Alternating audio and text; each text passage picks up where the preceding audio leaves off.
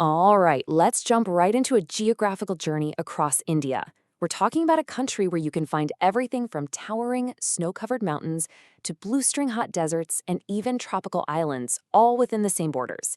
It's pretty incredible, right? So let's explore how this amazing landscape came to be. I mean, just look at this. You've got scorching deserts, and then you have lush green waterfalls. It really is a land of amazing contrasts. It's almost like a geographical puzzle, isn't it? You have these huge deserts right next to fertile plains and icy mountains that eventually lead down to tropical beaches. So the big question we're tackling today is, what holds this incredible land of contrasts together? Okay, so first up, let's really dive into these stunning contrasts that define India's geography. Think of this as a quick tour. We're going to start with some seriously lofty mountains, then we'll cross the Great Indian Desert, see the fertile northern plains, check out an uneven plateau, and finally, we'll hit the long coastlines and even some diverse islands. It's the whole shebang. But wait, before we get into all those details, we kind of need to zoom out for a second. To really get a handle on how all these different landscapes fit together, we first have to understand just how huge India is and, where it sits on the globe. So let's talk size. We're looking at a massive 3.28 million square kilometers. Just to put that in perspective, that makes India the seventh largest country in the entire world. That is huge.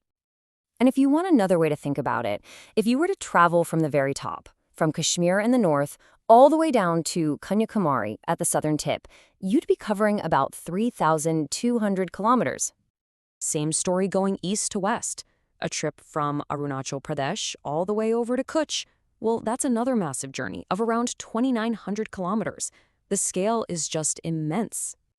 Okay, so on a world map, you'll find India squarely in the northern hemisphere. And one of its most defining features, something you can see right away, is that it's surrounded by water on three sides. You've got the Arabian Sea on the west, the Bay of Bengal on the east, and the big Indian Ocean right at the bottom. And this classic shape, land surrounded by water on three sides, has a name, right? It's a peninsula. And believe me, that one geographical fact has played a massive role in shaping India's history and its climate for thousands of years. All right, now that we've got the big picture, let's zoom back in. Time for that virtual tour of India's incredible landscapes, and we're going to start right at the top, in the north. So our first stop, the Himalayas. We're talking about these massive snow-capped peaks in the far north. The name Himalaya literally means abode of snow. And when you see them, they really do look like these giant guards or sentinels watching over the country. Now, it's easy to think of the Himalayas as just one giant wall of mountains, but that's not quite right. It's actually a super complex system of three main ranges that run parallel to each other, kind of like three huge waves of rock, one after the other. And each of these three ranges is different. The one furthest north is the Great Himalaya, also called Himadri. This is where you find the world's highest peaks. Just south of that, you have the Middle Himalaya, or Himachal. That's where you'll find a lot of famous hill stations. And finally, the southernmost range, the one closest to the flatlands, is the Shawalik. Okay, so imagine we're flying south from the Himalayas. All that snow and rock starts to disappear, and the landscape just completely changes. It flattens out into this massive, incredibly fertile area, the northern plains. And these plains, they're basically the nation's breadbasket. Here's why. For thousands of years, huge rivers like the Indus, the Ganga, and the Brahmaputra have been flowing down from the mountains, carrying this superfine, rich soil called alluvial deposits. This process created some of the best farmland on the planet. So it makes total sense that this is one of the most crowded parts of the world, right? Good land means lots of food, and lots of food means lots of people. All right, let's switch gears and head west. And just like that, the landscape does a complete 180. We're now in the Great Indian Desert. So yeah, over in the western part of India, you find this huge stretch of dry, hot, sandy land. There's hardly any vegetation.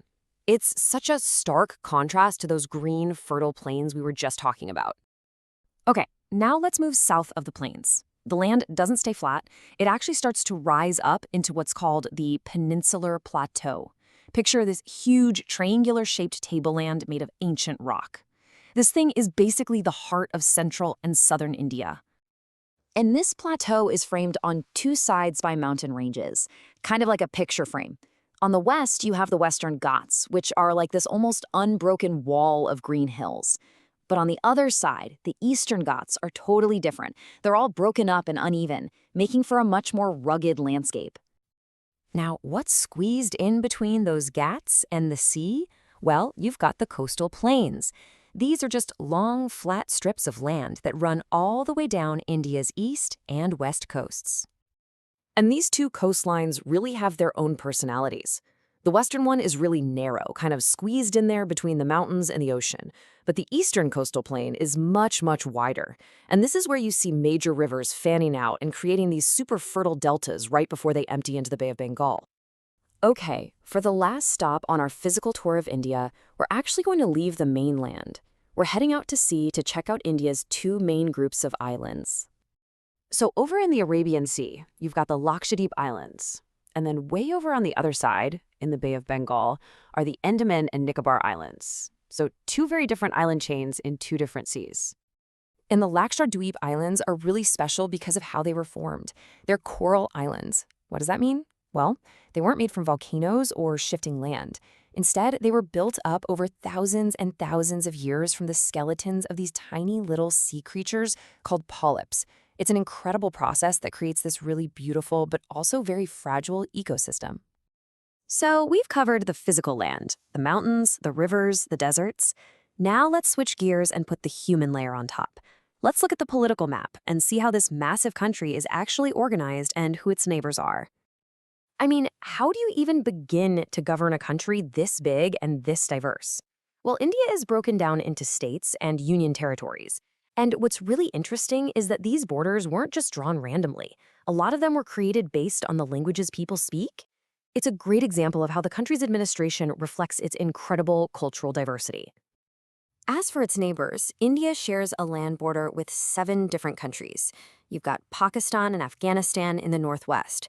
Then up north, there's China, Nepal, and Bhutan. And over to the east, you have Bangladesh and Myanmar. But it's not just about land borders. If you look south across the water, you'll see 2 key island neighbors, Sri Lanka and the Maldives. And that little strip of water that separates India from Sri Lanka, that has a name. It's called the Palk Strait. Wow. So we've gone from the top of the world in the Himalayas all the way to these remote tropical islands. Let's just pull back for a second and think about what this all means. How does all this insane physical diversity actually shape the idea of India itself? Here's the main takeaway, and it's a really powerful one. India's unity isn't something that exists in spite of all this diversity. It exists because of it. As the source material says, it's this very diversity that fosters the traditions that bind more than 1 billion people together into one single nation. And that leaves us with one last big question to chew on. It's pretty clear that mountains, rivers, and coastlines aren't just lines on a map, right? They're the stage where all of human history plays out. So the real question is, how much does a country's geography actually shape its destiny? It's something to think about.